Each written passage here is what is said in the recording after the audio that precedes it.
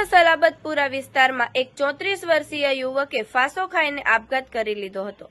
આ યુવકના આપઘાત પાછળ તેની પરિણીત પ્રેમિકા બ્લેકમેલ કરતી હોવાનું પરિવારજનો દ્વારા જણાવવામાં આવ્યું હતું। હાલ આ બાબતે સલાબતપુરા પોલીસ દ્વારા વધુ તપાસ હાથ ધરવામાં આવી છે। અન્ય ઉલ્લેખનીય છે કે લગ્નના 10 વર્ષ બાદ દીકરાનો જન્મ થયો હતો અને એક જ વર્ષમાં પિતાની છત્રછાયા ગુમાવી દીધી હતી। મળતી માહિતી પ્રમાણે સલાબતપુરા વિસ્તારમાં આવેલા માન દરવાજા હળપતિવાસમાં 34 વર્ષીય અઝીઝ લતીફ શેખ પરિવાર સાથે રહેતો હતો।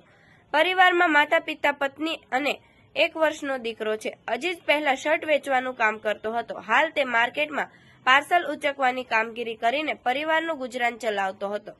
આપઘાત કરનાર અઝીઝના ભાઈ અનીશે જણાવ્યું હતું કે અઝીઝનું લગ્ન પહેલાથી જ એક યુવતી સાથે અફેર હતું। 11 વર્ષ પહેલા અઝીઝ અને તે જેને પ્રેમ કરતો હતો તે યુવતીના બંનેના અલગ અલગ જગ્યાએ લગ્ન થયા હતા। અઝીઝ અને તેની પ્રેમિકા ફરી 5 વર્ષ પહેલા સંપર્કમાં આવ્યા હતા અને તેમનું અફેર શરૂ થયું હતું। આ અંગે પહેલા તો અઝીઝની પત્ની જાણતી ન હતી, જોકે થોડો સમય પહેલા તેની પત્નીને આ અંગે જાણ થઈ ગઈ હતી। વધુમાં જણાવ્યું હતું કે અઝીઝની પત્નીને જાણ થતાં તેણે કહ્યું હતું કે આ બધું બંધ કરી દો। અઝીઝના તેની પ્રેમિકા અંગે પરિવારજનોએ પણ તમામ પ્રકારે મનાઈ ફરમાવી દીધી હતી। જોકે અઝીઝની પ્રેમિકા અવારનવાર ફોન પર ધમકીઓ આપતી હતી। આ સાથે જ કહેતી હતી કે જો તું મને છોડી દઈશ તો હું આપઘાત કરી લઈશ, જેને લઈને અઝીઝ માનસિક તણાવમાં આવી ગયો હતો। ગત રોજ અજીત ઘરે હાજર હતો ત્યારે તેણે ઘરમાં રૂમમાં પંખાના હૂક સાથે દુપટ્ટો બાંધીને ફાંસો ખાઈ લીધો હતો। આ અંગે પરિવારને જાણ થતાં સિવિલ હોસ્પિટલ લઈ આવ્યા હતા, જ્યાં તેને મૃત જાહેર કરવામાં આવ્યો હતો। અઝીઝના મોતના પગલે પરિવારમાં શોકનો માહોલ છવાઈ ગયો છે।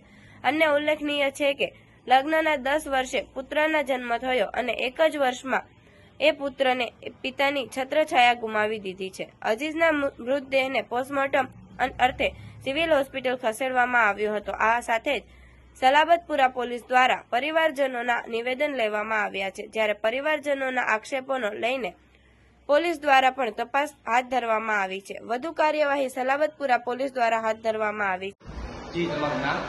શેખ મોહમ્મદ અનીસ।